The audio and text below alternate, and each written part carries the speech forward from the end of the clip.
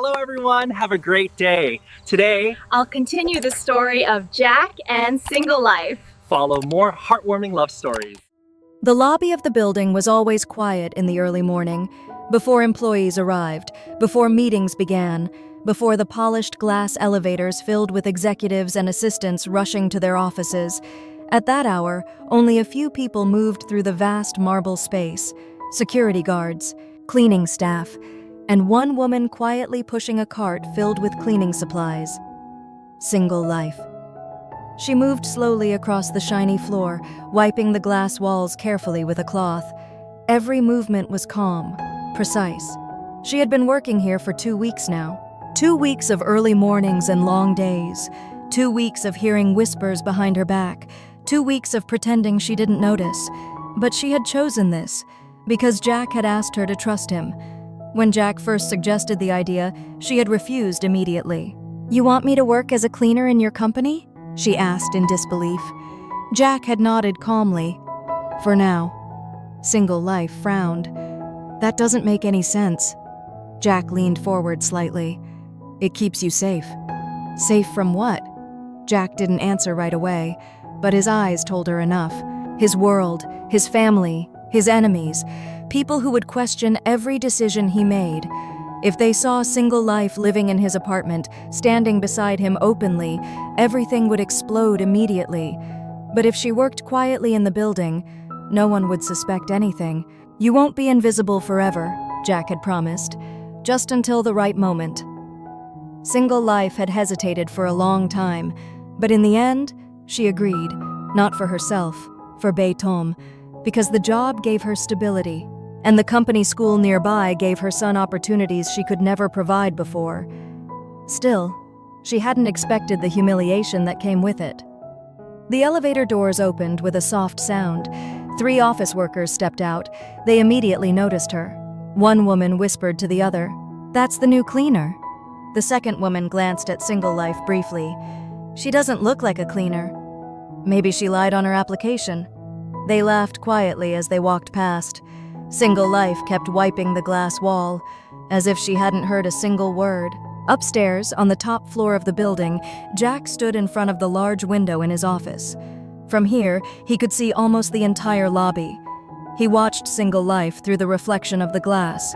She was small in the distance, almost invisible among the massive architecture of the building. But Jack's eyes followed her every movement. His assistant stepped into the office carefully. "Sir, the board meeting starts in 10 minutes. Jack nodded slightly, but he didn't move. His gaze remained fixed on the lobby below. "Is everything ready?" he asked. "Yes, sir." The assistant hesitated before adding quietly, "There have been some complaints." Jack turned. "About what?" "Some employees think the new cleaner doesn't belong here." Jack's eyes darkened slightly. "Explain." The assistant cleared his throat. "People are saying she looks too refined." Jack almost laughed at that. Refined. They had no idea. Downstairs, Single Life finished cleaning the glass walls and pushed the cart toward the elevators. She planned to move to the 3rd floor next, but before she could press the button, someone blocked her path. A young female employee stood in front of her, tall, well-dressed. Her badge identified her as marketing manager. "Excuse me," the woman said coldly. Single Life stopped. "Yes?" The woman looked at the cleaning cart, then at Single Life.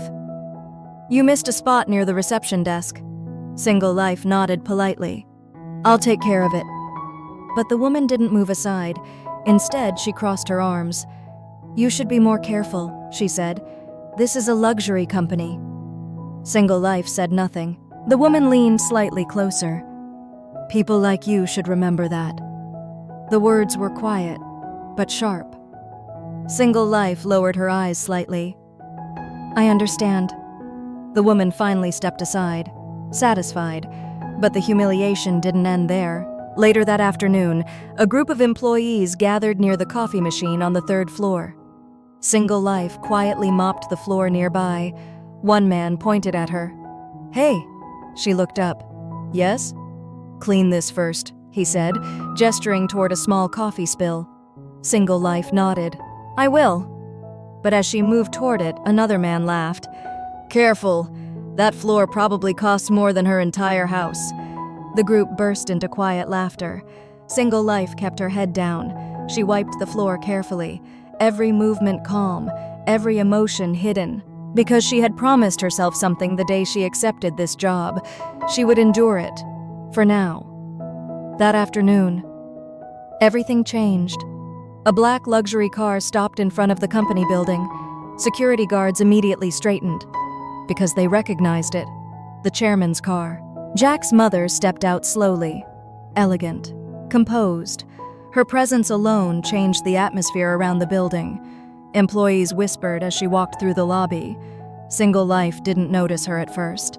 She was kneeling near the reception desk, cleaning the marble floor carefully. But suddenly, she felt something. A presence. A gaze. Cold. Sharp. She looked up slowly and saw the woman standing in front of her, Jack's mother. For a long moment, neither of them spoke. The older woman studied Single Life carefully, from her clothes, to her hands, to the cleaning cloth she held. Then her eyes narrowed slightly, because she recognized the face immediately. She had seen it before, in a photograph, beside her son. Jack's mother's lips curved into a faint smile, but there was no warmth in it, only ice. "So," she said quietly, "you're the woman." Single Life froze, because in that moment, she realized something terrifying. The secret Jack had tried so hard to hide had just been discovered. The lobby suddenly felt colder. Employees who had been walking through the building slowed down instinctively, because everyone recognized the woman standing there, the chairwoman, Jack's mother. Her presence always changed the atmosphere of the entire building. Even the receptionists sat straighter behind their desks. But the focus of her attention was not the employees. It was the woman kneeling on the floor with a cleaning cloth in her hand. Single Life. For several seconds, neither of them moved. Single Life slowly stood up. Her heart was beating faster than usual, but her face remained calm, professional, respectful.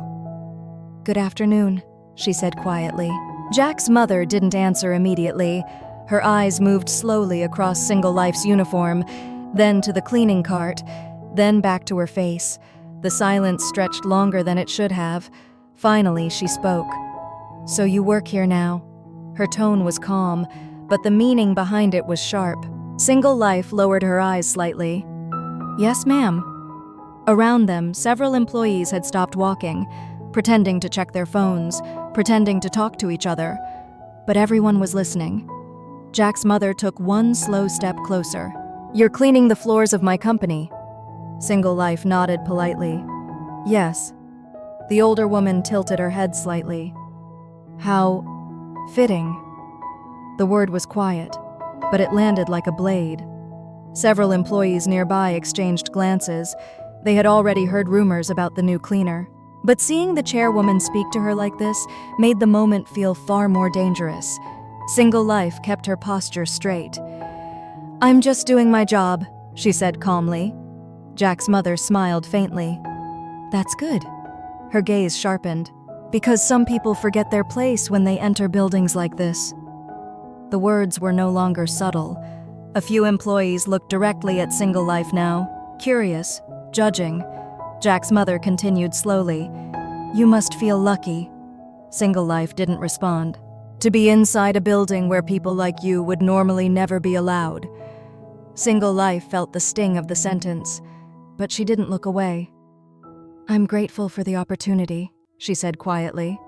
The calmness in her voice seemed to annoy the older woman more than any argument would have, because humiliation worked best when the victim reacted, and Single Life refused to give her that satisfaction. Upstairs, on the top floor, Jack was walking out of the conference room. The board meeting had just ended. Directors were still discussing numbers and contracts as they left. Jack's assistant approached quickly. "Sir?" Jack stopped. "What is it?" The assistant hesitated. "Your mother arrived."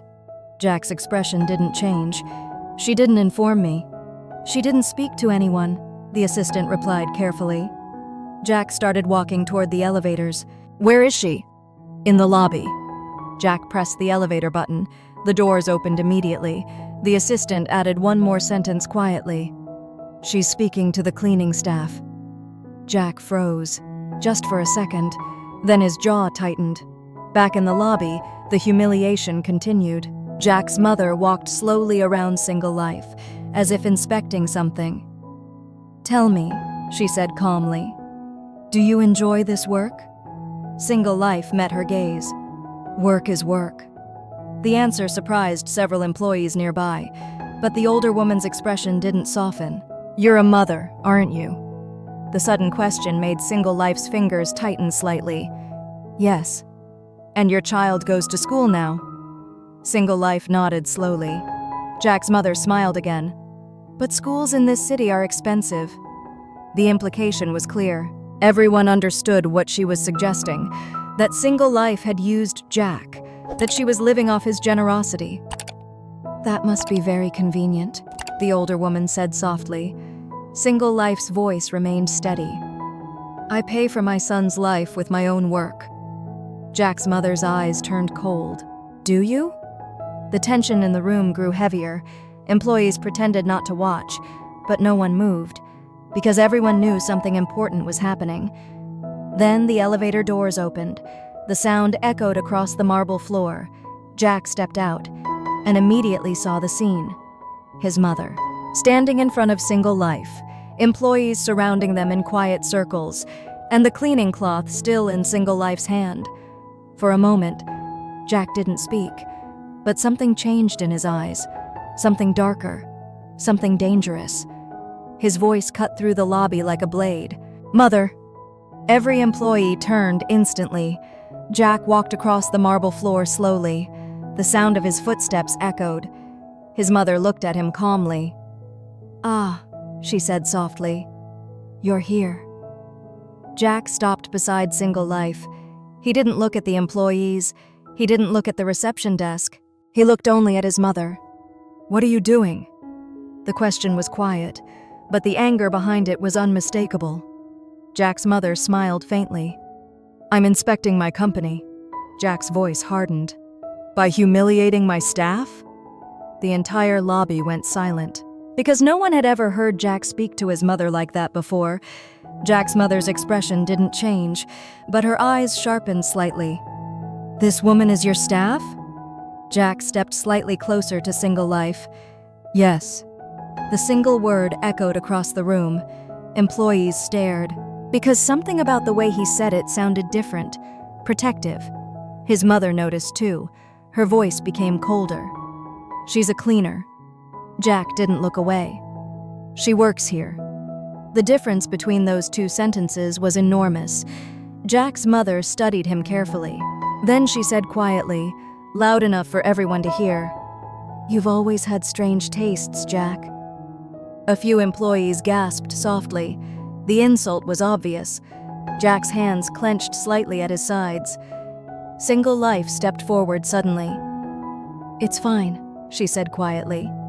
Jack looked at her, but she shook her head slightly, because she didn't want him to destroy his relationship with his mother for her. But Jack wasn't listening anymore.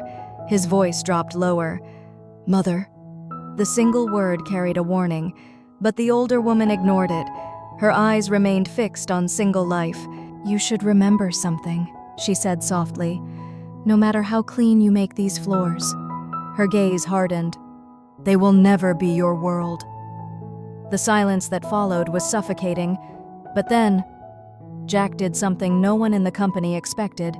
He stepped forward and stood directly beside Single Life, not behind her, not in front of her, beside her. And for the first time, every person in the lobby realized something shocking. This was not just a cleaner. This was someone their CEO was protecting. Across the lobby, whispers began spreading like wildfire, because the story of the mysterious cleaner had just become the biggest scandal in the company.